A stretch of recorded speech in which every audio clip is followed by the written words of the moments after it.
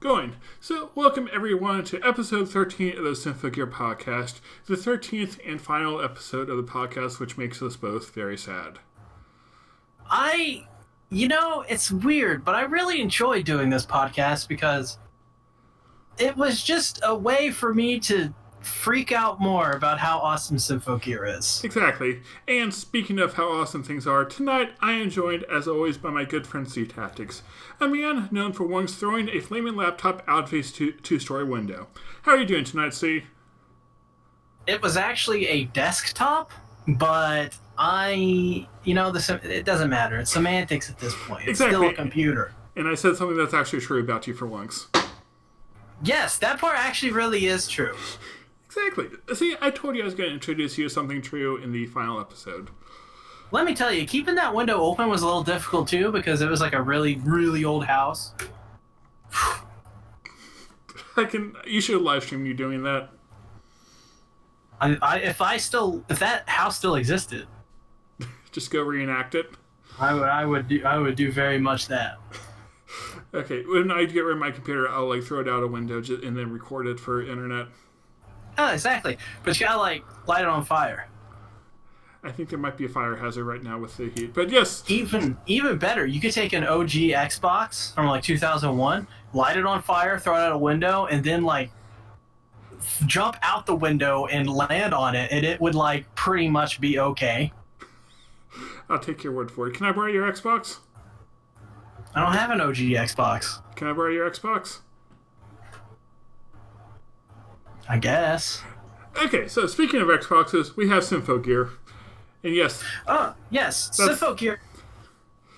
Yes, read the summary. Symphogear episode 13. Let's make history with a light that even the gods don't know. Which is a long title. But it's a similar quote to an actual quote in this episode. Final battle with Shimha begins. Carol sacrifices herself to save the Symphogears, and Hibiki and the Symphogears defeat Shimha. Miku is saved, and smooch. It wasn't a smooch. It wasn't a smooch. It was a hug. It was the promise of a future smooch. Oh, we especially got that at the end when they're going. Oh, did you see the after credits scene? I did. That's okay. The future. That's the promise of this future smooch. Exactly. Yes, they show as much smooching as certain other shows that are known for its yaoi. Although I am disappointed that we did not get Tsubasa and Maria smooching. Oh, that was in the after credit scene. There's an after credit scene? Only in my imagination. Interesting. Okay. I know no things about Rising. Oh, yeah. I mean, the other night I reinvented Fruits Basket where Kisa was an actual cat. She was still adorable. All right. I've learned things about Rising today. So speaking of learning things about Rising, this episode of Symphogear, I really liked how it started, you have them falling from the sky, and that's the callback to the promo image. There's actually a lot of that this episode, calling back to the promotional stuff. Yeah, it did a little bit last episode too, but this episode, the promotional art is the last scene of the show. Which, yeah, that fits perfectly. You can definitely tell that they're keeping everything in mind as they brought it forward for this episode. They did that the whole season too, but even more here. Yeah, there's a part in this episode where they just have a bunch of characters as well. Yeah. And Fine is there, Kanbei. It's all the characters who had died are coming back to show how because of them we got to this point. Right. It was a great moment. This whole episode really was it felt like at this point they ran out of stuff to reference, and then they were all right, let's reference everything. Exactly. It's because they said that this will be the final episode of Symphogear. I still have hope that there's more, but it's they knew this is going to be the end. Let's make this an ending.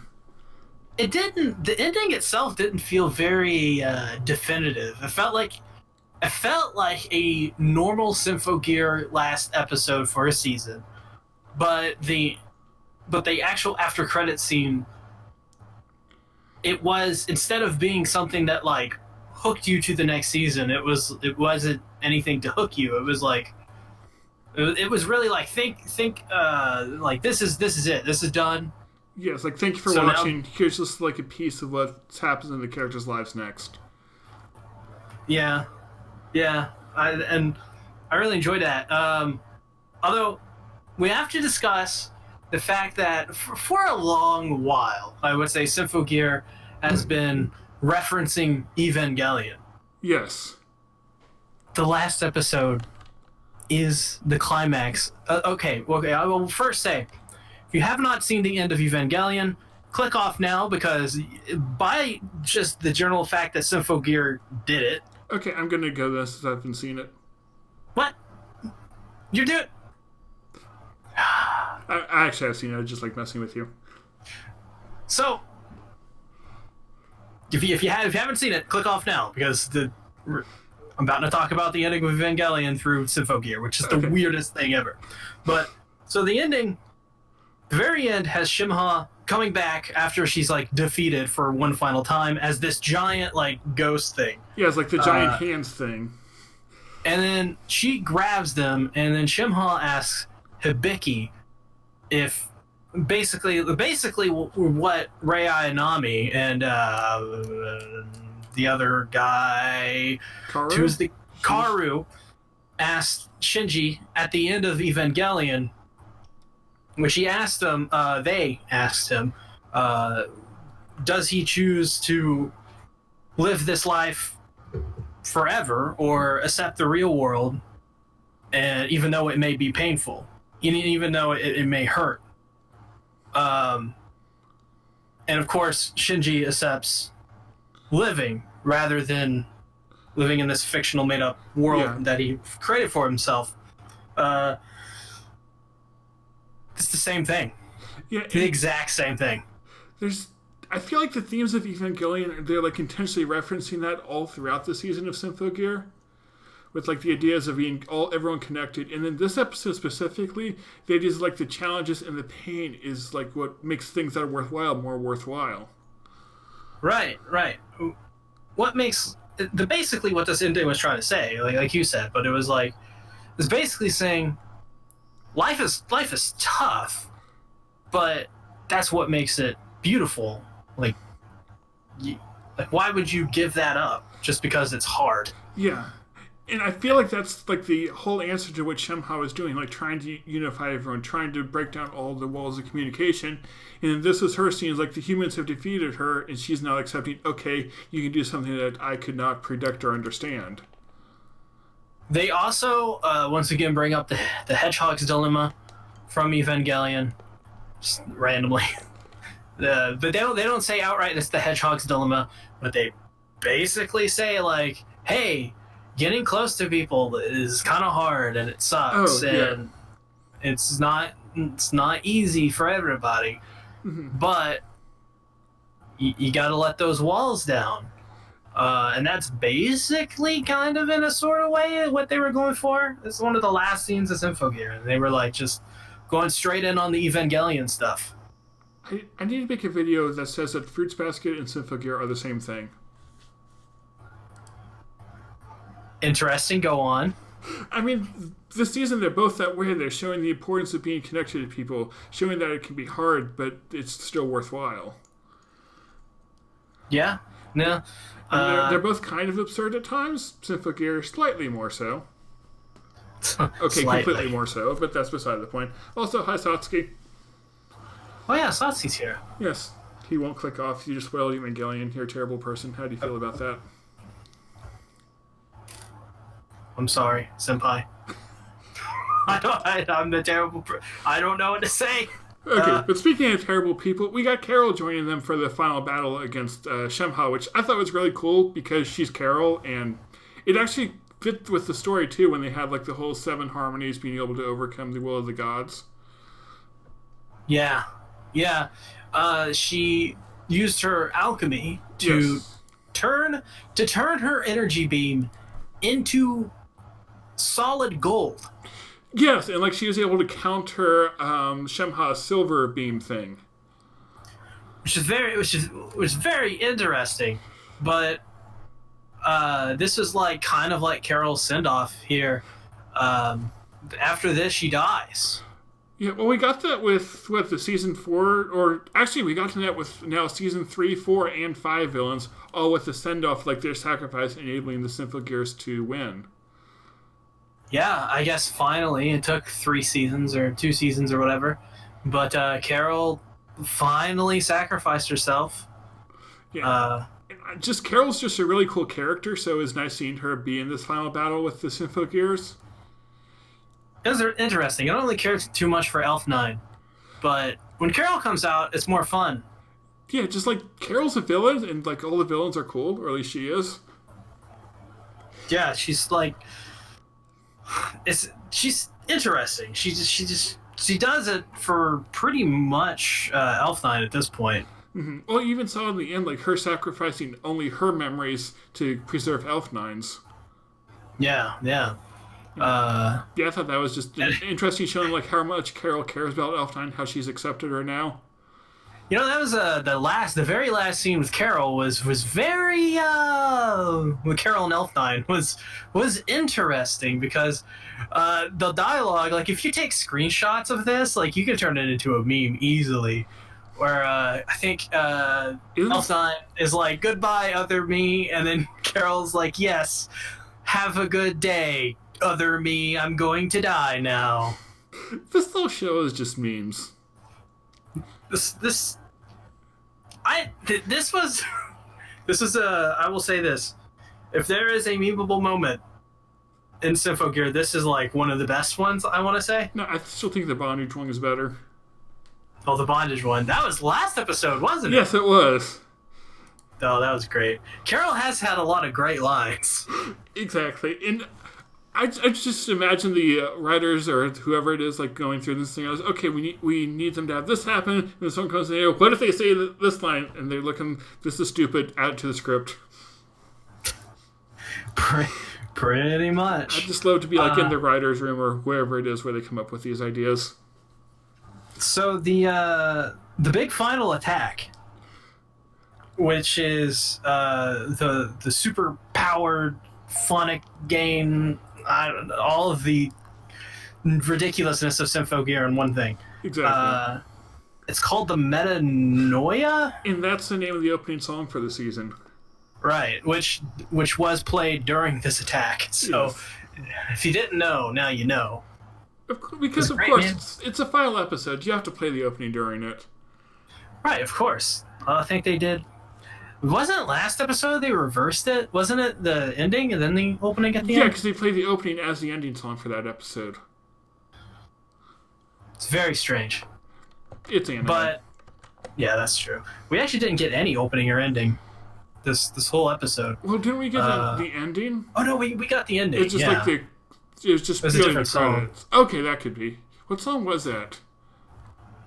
It's one we'd never heard of before. Okay. Oh, and something, speaking of the music, there weren't any song lyrics subtitled this episode. Oh, yeah. I wonder why that is. I don't know. I know like there are issues with licensing and getting the lyrics to that, or maybe there was like a new song so they didn't have the translation ready. Yeah, so they probably couldn't like go to the people who wrote the song. Yeah, and be like, hey, can you like confirm this is what it says? Well, no, I think you have to like with rights holders, you have to go to the people that write the song too. Yeah, like you have to get an actual agreement from them. So maybe they weren't able to get an agreement. They should have people who fan subbed the last season translate the song. Oh, I'm sure they already have. I'm sure they've already fan subbed it anyways. Yeah, I should go find that. You know how fan subbing communities are. They have their own little thing. Yeah, I wonder if they did it because like a real reason for fan subs is if you don't have the official ones. So yeah, I wonder if they were doing this episode of Symphogear or how quickly they do it. Could be. Okay, we should make a fan sub of a fake lead. Oh my god, I die. Alright, we're doing it. What? I cry! Exactly. But yeah, so the first battle we had, it was interesting how like Shemha was using all of her power. She had that mech thing, and the Death Lily even called her the Symphogear killer. Which is funny. Just how this episode went, they pretty much defeated her with ease. Yeah, Well, they were trying to like cram so much in the episode that the battle itself went by kind of fast. Though it was still definitely a cool battle. You know, with Kanata no Astra getting its first and last episodes double length, they should have double linked this one. Yeah, because then they could have like the first half of it go all out for the battle, and then had enough time to like show the world afterwards. The little fighting we did get was like really good too. So it would have been nice to see like an extended battle, because this episode, I think I have a note that just says this episode went full Dragon Ball Z, because it just did. It was just a bunch of energy laser beams, a bunch of crazy awesome fluid action. There was that when Carol was holding off the beam and turning the beam into gold. Oh yeah. There's that great animation where they're having a conversation, and Hibiki starts yelling about her feelings for Miku. It was really good. Yeah, and I like that we got Hibiki to like actually acknowledge how she feels about Miku. It's like, what is she fighting for? She's not fighting to save anyone. She's fighting for something she wants. Right, exactly. She doesn't, at this point, she doesn't care about anything else besides Miku and saving her. Exactly. It's like because like a hero, you're supposed to want to save anyone, and Hibiki probably does to some degree, but like she's fighting for Miku. And something else that I thought was interesting too is when Hibiki nearly struck Shimha, Shimha basically used a Miku voice saying, "Are you going to hurt me?" or whatever it was. I get the exact line, and then basically caught Hibiki off guard with that. Mm-hmm. Oh yeah. She uses Miku for a moment to catch him off guard. It's, "Will you kill me with your cursed fist?" That was the line. Mm-hmm. And then we also got the part later on with Hibiki and like her cursed fist being like it could be both a curse and a blessing depending on how you look at it. Yeah. Which is, did they wrap up actually that curse stuff? The curse of Balal? Kind of. I think Hibiki somehow was able to break that, and like through the emotional connection of all the world, that gave her the power to break Shimha out of Miku. So what you're saying is Shimha was inside of Miku? Yes, but not in that way. Could you say it slower? Good night. No, I'm just kidding. All right, thank you everyone for watching the Symphogear podcast. It has been lovely. No. I was kidding. I feel like we've been watching too much Steins Gate. This is true. But Steins Gate's good, so. Yes, but yes, they defeated Shimha with Hibiki hugging Miku because, of course, friendship and all that. But then they still had needed to defeat Yggdrasil, who is now like using all the computers of the world to do whatever Yggdrasil does. Yeah, and then there's that big orb. And they start singing in Latin or German or whatever it is. Yeah, and they do, and it goes back to like they need the 7 songs to like overcome the will of the gods. And that's was a discovery that Carol had made, like the secret of the world. So that was like wrapping up everything she had learned is now being able to use to help the Symphogears. Mm-hmm. Yeah. I loved this scene where they all sung together and all of these people came down from the last 4 seasons. Oh, we had Miku there too singing. You're right. Miku was in a Symphogear, which we haven't. Besides, her as Shimha, we've technically seen her in a Symphogear, but we haven't seen like her like actually really in a Symphogear as her since season 2. So I feel like that was kind of like a bit of fan service, like bring something that people wanted back for the end. But they also kind of justified in that they needed 7 songs to do it, and since Carol was gone now. Which is funny because I was looking at the Symphogears this season and the way they looked, and I was like, they're really laying on that fan service for this one. In multiple Some ways. of them are like really questionable if they would actually function that way. Symphogear like is all about... would. Yeah.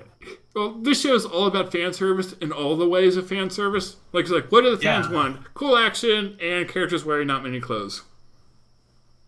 It's like... It is the ultimate form of fan service. It goes like in every direction of what you would consider fan service in anime. Exactly. All of it. It's great. Yes, dialogue, references. Oh, yes. Skimpy clothing. References. Action. Oh, we got Hibiki making more Gurren Lagann references. Ah, yes. It was like her saying like her fist is something that will like pierce, and like the common thing about Gurren Lagann is it is a drill that will pierce the heavens. So Hibiki's using her fist to pierce a god, basically. So there's God, heavens, that fits. So yes. So what you're saying is, Hibiki is pierced to God and is now inside of that God. No, but Hibiki should show up in Premiere. Hibiki would work like great. Like she works awesome in this show because like of course she's the main character, but she would like be awesome in so many other shows because especially Dragon Ball Z, she would fit right in. Oh yeah, her and Goku would get along great. Goku probably wanted to fight her, but it's weird because I think Goku would just destroy Hibiki. But there's also a part of me that's like, Hibiki is like super freaking powerful too. Yeah, you have like the different power scaling of the two series because like Symphogear traditionally keeps everything to one planet and occasionally the moon. Hibiki has fought multiple gods. Was it She's multiple? okay with it. Because I think it's multiple. Isn't Shemha the first actual god they fought? I thought. What is Fine then? Yeah, because Fine was back with the god, so maybe she was a god. And, like she was in a weakened state, but godlike people. She fights the godlike people on occasion. Exactly. Goku has done it a couple times. Mm-hmm. And then after they fight, they both. Then after they fight, they go eat like a giant buffet of food. Of course. Chris would also join them. And Chris would be like, "What Chris kind of?" and Vegeta would be like also best buds. Yes, like they're off to the background making snarky comments while also encouraging Goku and Hibiki. I don't like that, Kakarot. Yeah, and Chris is just like, I agree. They're both scenarios to their main character. Right. I did like it how he had Chris who was like encouraging Hibiki when they went to go after Yggdrasil. Like you could show that Chris caring about Hibiki there. Yeah, there's like Chris and Hibiki. It's been like a thing forever since the first season, I think. But like they're like if they're really tight. Yeah, they are. Oh, there's another comment that they made, like, after they were singing the song to, like, take control of the Yggdrasil thing. They're saying, like, this is the story of, like, hands being held by hands during battle. And I feel like they just knew what the anime community was thinking about hand-holding. Yeah, there is a lot of hand-holding. Like, every time somebody gets their hand held in this anime, it's just immediate blush.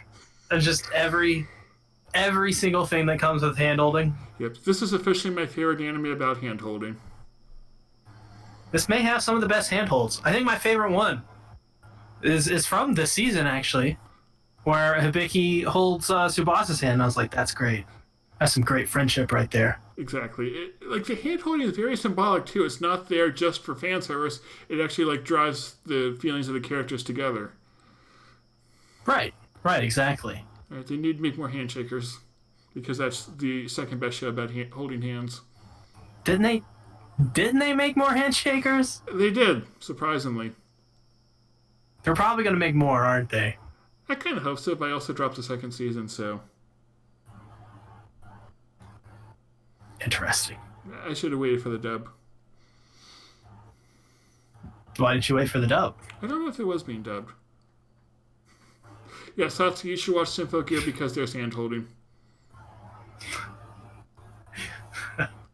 You know, I guarantee you there's a lot of hentai for Symphogear. Oh, there has to be.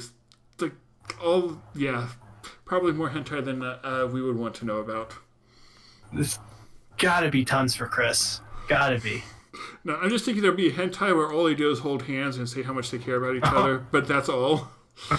It's just somebody should upload it to that hentai site where it's just the whole story. It's just like 24 pages of them literally just holding hands and talking about how much they like each other, and like That would be funny. No, they should like someone should compile like all the hand holding clips together and put like best of Symphogear lewd scenes. I kind of want to go do that, but I was going to attract the wrong type of people to my channel. Oh my god. Hey, there was. I mean, I think people can make actually a bunch of lewd compilations from this season, because there's the flying crotch attack. There's the boob missiles. The boob missiles, of course. There's like the basting with Hibiki and Miku. Where Miku acts like she's Chris. I mean, he doesn't act like Chris in the bathtub. True. Wait, what? We also have... Crap, I forgot what I was going to say because of the other comments. Oh, we have the boob grab with Hibiki and Chris. Oh yeah, they smash up boobs together. No, that was Chris and Maria. They also smash up boobs together. Exactly. This show knew what it was doing the entire time. They did that in when they were fighting Carol, and then in the first season she showed up, and like one of the last episodes they touch boobs together, and then they use their ultimate attack, which I think is their ultimate attack, is them touching boobs together. Speaking of ultimate attack, we got an ultimate attack with Maria, Kiriki, and Shirabe combining their attack together and like forming a giant robot and throwing that after Shemha. Oh yeah, I don't know what that was a reference to, but that had to be a reference to something. It probably did, yeah. What it is, I have no idea. Exactly. We don't need to know. It's Symphogear. It just references stuff. Maybe someone in the comments will explain it like they did with the Enki guy. Oh yeah, Enki. Yes, Enki is a good guy. So we didn't... Enki. So I must say, like, from an overall perspective, this is a very good episode of Symphogear. Because it's one of the few that doesn't have any, like, glaring plot holes that are, like, kind of frustrating. Not in, like, plot holes not in a good way. Yeah, like, it doesn't have any gigantic logic leaps or anything like that. It doesn't, like, in the second to last episode, dump some SAO-style stuff on you. Yeah, I feel like there was some of that with like the 7 songs being a little overcome like Shemha, but at the same time, it sort of fit as like Carol's answer to the world that she knew. And I think like with alchemy, all the planets aligning and stuff like that, it sort of fits. Right. It fits with the Symphogear logic. Right. I would say, like I said before, this doesn't exactly feel definitive. And it doesn't feel as definitive as it could have been. Yeah. I think I was fully prepared to see, like, more between these characters after the battle ended. I mean, all we got was, like, Miku and Hibiki, which is disappointing. We also didn't get the moon punch scene, but I think I knew we kind of weren't going to getting that. We got punching like, on the moon. moon. 3 or 4 episodes ago. We got punching on the moon, so I think that's close enough. And I think where it was going, I think there was bigger things than punching the moon at that point. But I would say overall, this is one of the better episodes. Yeah. Not the best. That stretch of like 8 to like episodes 6, 7, 8, and 9, I want to say. Yeah, like it was just amazing. Tsubasa finding her father and everything that led up to that. Yeah, that wasn't just quality Symphogear, that was some quality anime. I think it was just like, it was much more human focused than like crazy Save the World focused. Right, it was wrapping up a bunch of character arcs. And I feel like that's what's made this season so good. Like, pretty much all the characters got some type of arc to like drive their story forward or at least wrap it up. Mm-hmm. And it's part of the reason this season felt like so crammed in. They try to give all the characters something. The score on my anime list went up by 0.2 points. It's at an 8.64. Oh, wow. Yeah, I guess since we're talking about the season as a whole, what are your overall thoughts on the season? Real quick, before that, it is officially the highest rated anime of summer 2019. Oh, wow. That is... It's rated higher. That's incredible. I don't know if I would quite agree with it, but it's Symphogear, so I'll let it go. It is Symphogear. I will let it go because I actually really enjoy Symphogear more than. Is it higher than Fruits Basket? Yes, it is significantly higher than Fruits Basket. That's kind of amazing, so we'll take it. I think Fruits Basket. Well, actually, Kimetsu is up to a 9, but that started in the last season, so that's why that didn't show up. Okay. Fruits Basket is 8.3. Okay. Kimetsu is almost a 9. I just can't. That's one I don't agree with, one bit. I dropped that one. I might give it another try, though, since you said it ended up becoming good. It did. It was enjoyable by the end. It was fun. By the end, I was like, oh, okay. Well, why'd you take 20 episodes? Yeah, I mean, it's not that hard for me to like a shonen. Right. You just gotta, introduce all the psycho characters first. Exactly, and not the boring characters. They should have let off with Shinobu. I would have been okay with that. Yeah, and, don't make your characters boring or cliche or pointless or wonder what you're doing. Yeah, Nezuko. Exactly. If you want your main side character to be more than just a cute girl. Right. Make them a Death Lolly who is actually fun. Right. I like how, as we're saying this, we're praising Symphogear, a series known for its plot holes. Exactly. I never said that Kimetsu no Yaiba didn't have plot holes, or had plot holes, or anything about plot holes there. It has potholes! Hey! Exactly. Drugs solve everything. That was terrible. Oh, potholes. There is no potholes to speak of in this whole anime. I don't know. Oh, God. I think C has been doing the potholes. So what was, your favorite parts in the season? One of mine is the clone jutsu with the cars. Yes, that... I liked a lot of the parts with Noble Red, trying to, fighting as the underdogs against the Symphogears. Yes, that was the best part. Noble Red, by far the best antagonist in the whole series. Yeah, I definitely agree. Shimha is cool as, a villain and all, but it's she's just a villain. Noble Red just had, they're very human, they're trying to fight, they're desperate. You can see, how they're falling, too, embracing the monster side of them. You see they're the anti-heroes. Kinda. Oh, they're definitely villains. They, instead of reaching or trying to reconcile with the Symphogears, when they keep reaching out to them, they push them further away. But it makes sense when you consider their mindset. Right. Man, I still think they should have let those three live. Because I think there's a story to be told there. Because they were we can't go back as humans because we're literally monsters now. But I think it would have been better to tell the story of them living, because you can cut there's a story they can go back from that and tell that story. But it's what they do with the characters in season 2, Kiriki, Sharabe, and Amaria. Their season 3 and 4 arc was them redeeming themselves. They were burdened by guilt. They wanted to make up for it. Mm-hmm. And I feel if they were more Symphogear, they could have done the same thing with Noble Red. And maybe not have them as much in the focus, because then the main cast gets kind of crowded, but still have them off to the side trying to help out and then trying to make up for everything they did. Just have them in the control room. Exactly. And Elf Knight, then to get them out of the control room when you actually need them to contribute to the plot. And then just show them afterwards, be yeah, we got a job working here. We're very happy now. Because you always have your villains working in your top secret government facilities. Right. Exactly. Elf9. Look at her. Yeah. Maria. Yeah, the Death Lollies. Exactly. We need more Death Lollies. As long as they kill people, I'm totally okay with this.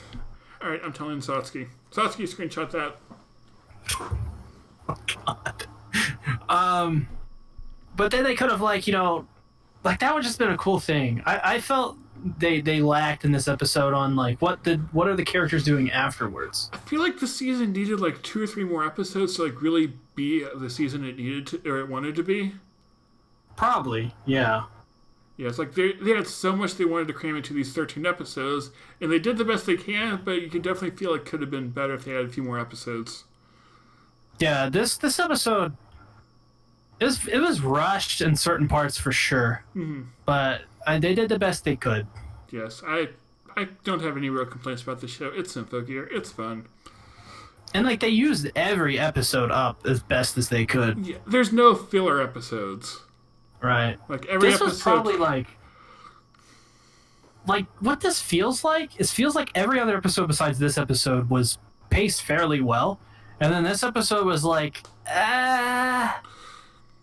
oops. Well, I feel like the others were like kind of overly crammed in too. Like maybe not so much as a bad thing, but it's like they were putting as much in it as they could without messing with the quality. Well, I enjoyed it. It was fun. Symphogear is good. I am very sad to see the show go. I definitely... I don't... This show is really good. And it's very weird because, like, there are plot holes in this show, but, like, it's one of those anime that I've watched, and I don't think I've watched another anime quite like this, where I know there's issues with it, but I still think it's a really damn good anime. Yeah, I can definitely think there have been some shows like it where I could take a look and say, well, if you think about it this way, like, here's where the plot falls apart, this part was boring, but then when I look at the show, like, it's a show I completely love. It's like... It's hard to explain, but it's just an anime that you have to really watch to understand it. Mm-hmm. Like, I was talking to XP in your Discord today, like, trying to explain to him what Symphogear is, and it's like, you can't really understand Symphogear unless you watch it. Right. Like you can certainly, like, you can explain a lot of it. Like, you can explain how it's, like, it's got lots of references in it, and generally the plot. But yeah, you're right. It's very... You definitely have to see it. Yeah, like, I compare it to Twin Tails, and, like, in tone it's similar, but still Symphogear is a very unique show. Right. And it's very hard to, like... I also feel sometimes, I feel like when I try to explain it, I feel like I'm sometimes... I'm explaining a very dark magical girl show where they're just killing off little girls for fun, because it's like gore porn, but it is like nothing like that at all. Yeah, it's so far from that. I love dark magical girl shows, and yes, Symphogear is dark, and yes, it's a magical girl show, but it does not feel like a dark magical girl show. Muhammad says, I will absolutely miss the Symphogear franchise as a whole. Potential new users of Symphogear or movie or some new project, perhaps? You know what? I don't know if we talked about this, but I would love it if they did Symphogear in the same universe, in the same world, call it something different, new characters, and the old characters show up. Isn't that like what they did with Lyrical Nanoha or something like that? Maybe. I like his description of Symphogear. Muhammad's saying, take magical girls, remove magic, and turn into more cybernetic night girls. As she does, says, it took Rising 36 minutes to mention Twin Tails. I hope everything's okay. Oh, don't worry. There will be more Twin Tails things coming. We should do it. Let's do a Twin Tails podcast. Oh my god, it's been so long since I've seen it. All right, Twin Tails podcast in 3. What? Wait, I probably should not be counting down to a podcast when I'm doing a podcast. Oh my god.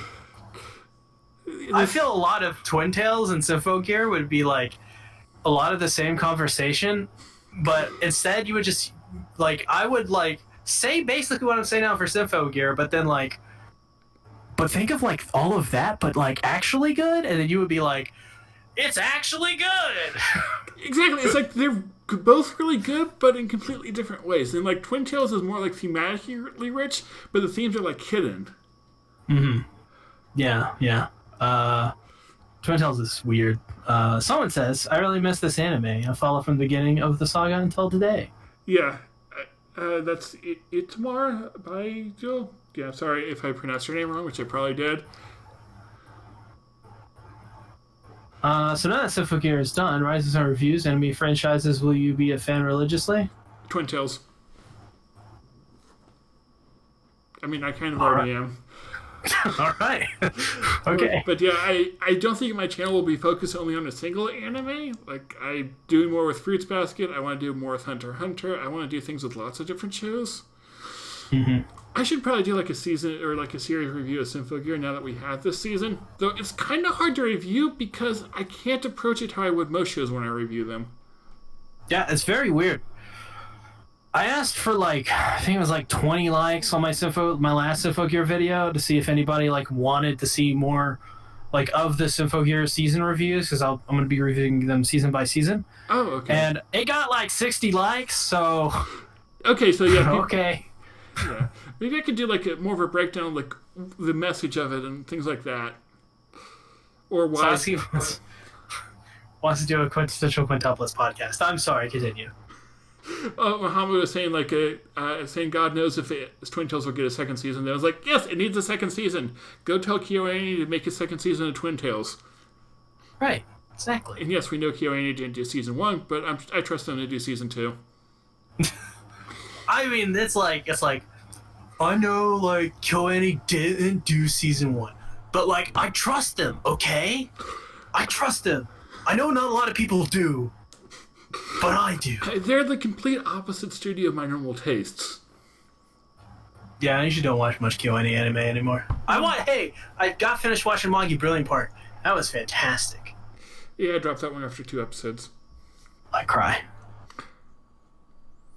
So, final thoughts on Symphogear or anything like that? As the series as a whole, wow. I mean, this was a great series. I recommend this to anyone and almost any taste. There are I don't think people that watch slice of life anime will get or even like this anime. But if you like shonen, like if you like any shonen, this is like JoJo levels of wildness and insanity. Like if you like JoJo, you'll be at home with this in terms of that. Yeah, I can definitely. If you like Dragon Ball Z, you'll like this. If you like Naruto, if you like Naruto, this will be one of your favorite anime ever. This is a great show. I feel like if you like Imaishi, the Trigger guy, his works combined with like a shonen themes, then that's basically what this is. It's so weird. It's like magical girls, but it's shonen. But it's also kind of like JoJo, and it's also referential, and it's also tons of action, and there's drama, also romance. It's so like there's everything like in here. It's a smorgasbord. Yes, yeah, because there's like the touches of romance with Hibiki and Miku, and I feel like it's just enough. Like we know it's there, even though it's not focused, but we see it teased so often we want it. As for Symphogear Season 5 being, in terms of anime that have solely aired in this season, being the highest rated anime this season, I'm not sure if I agree with that, but one of the highest rated, I think that's fair to say. I think, around 7.9 or an 8, maybe even an 8.1. It's definitely like, for me, it is the highest rated one. Yeah. Oh, I was putting together my list for like the top of the year, and I think Astro Lost in Space still beats it for me, just because I really liked all the plot twists and sci-fi stuff. But this I see is probably second place. God, it's so hard to say. Yeah, they're like so different shows too. Like, how do you say which one's better? I think for me, it's got to be Fruits Basket number 1 by a wide margin. Symphogear, and then probably Vinland Saga. Oh, yeah, I need to watch Vinland Saga. And then maybe Kanata no Astra, and then everything else. This season's been really good. Actually, I'm sorry, Dr. Stone, tippity top number 1. All right, thank you for everyone for watching. I'm now taking you off the podcast. Just kidding. I don't mean that really. But yeah, I wonder if, like Muhammad is saying, like Miami List making Symphogear get more international exposure because people see, oh, what's going on this season? Wait, what's this anime at number 1 spot that I haven't heard of before? Which is weird, because I think I found out about Symphogear because Rising was like, hey, I found this like weird anime. You want to watch it? And I was like, at the time, I was like, I mean, not really, but I mean, why not? And then after the first episode, I was like, all right, I want to watch more of this. Yeah, and I like Muhammad's comment too, like seeing how much the anime landscape is changing with like Fairy Tail ending, Symphogear ending, Ash finally winning in Pokemon. Wow. Actually, and there's another show that reminds me a lot of Symphogear that I'm really excited to like. Maybe I'll get more into that on my channel, and that is of course Fate Khalid. All right, never thought I'd see those two compared, but okay. I mean, they're both absurd magical girl shows, and they both get pretty dark at times. Yeah, but I don't like Fate Khalid. I'm sorry. But have you seen Shiro? I have. I've seen plenty of Shiro, my friend. Not that Shiro. I've seen things I don't want to see of Shiro. Oh, you haven't seen Shiro yet. I have seen what Saber does with those things, and I don't want to ever see that again. Okay, good to know. Alright, so yeah, we've been going for 45 minutes, so thank you everyone who has tuned in to watch us. I think this might be the most people I've gotten to watch the podcast at once, so I kind of don't want to end it now, but... Hey, are you doing any podcasts next season? I don't know. Follow me on Twitter where I will announce any podcasts that happen. I might take a break. Also here, you usually announce them here, right? Well, sort of. But yes, follow me on YouTube if you're not already, though I appreciate you know that. Well, I probably won't do weekly ones, so I might do a couple one-off ones.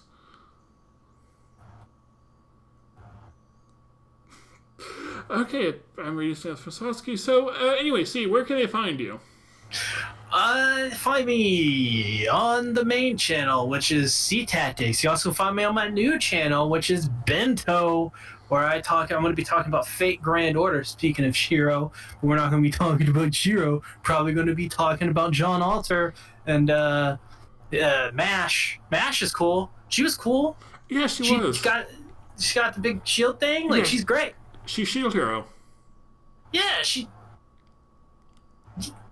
Hero is probably going to be a little bit better than this, but at least from what I've seen, not saying yet. I still got to watch it. All right, so you're saying that Grand Order is terrible, that anyone who likes it should go subscribe to Satsuki. I think everybody should just subscribe to Satsuki anyways. Exactly. Everyone subscribe to Satsuki. I should add him to the description. Exactly. All right. Satsuki, just click on his name. Go to... Wait, would that mess this up? Or I guess you can't really click on his name, but if you click on the 3 dots, next to Satsuki, you can go to his channel. Okay, I've added Satsuki's channel to the description. Beautiful. Beautiful. Exactly. You will have to refresh to see those changes. But beautiful indeed. Beautiful. It will be in the VOD that will be up once I put it up. Hopefully before I go out of town for a week. Right. Exactly. Yeah, so they can follow... Oh, also join C's Discord, because that's also the Discord where I hang out and post funny pictures of Symphogear and Twin Tails and Fruits Basket and ReZero. Your description also says, C's Discord, where I hang out and post funny screenshots. Yes, it does. So I think you just said this. Oh, the thing just added automatically. Okay. Satsuki's channel is now there. Nice. Okay, so... And also check out Wikipedia, because it's a good website. Yeah. So check out the Discords, the Twitters, also, do I have Amino in there? Maybe. Yes, check out my Amino where I will be covering more like current events in anime. I might make a video about the final episode of Symphogear and that ending, though actually I probably won't until later. But I'll make videos like that about stuff, so go check that out too if you're interested. Oh yeah, I'll probably have reviews for Symphogear seasons 2 through 5. I already have a review for season 1. I have plenty of Symphogear videos on my channel. I have a ton. I need to do more. Lots of videos. C, will you edit my videos for you if I pay you in a cheesecake? I don't like cheesecake, but I'll risk it. All right, everyone be able to see cheesecake. Oh my god. I need to open a P.O. box so people can actually waste their money and send me cheesecake. Oh, I will mail you things. You know I will. Oh, God. We should both open P.O. boxes. Just send each other crap. Exactly. No, if you have your return address with people actually... Then again, I don't care if C knows my address.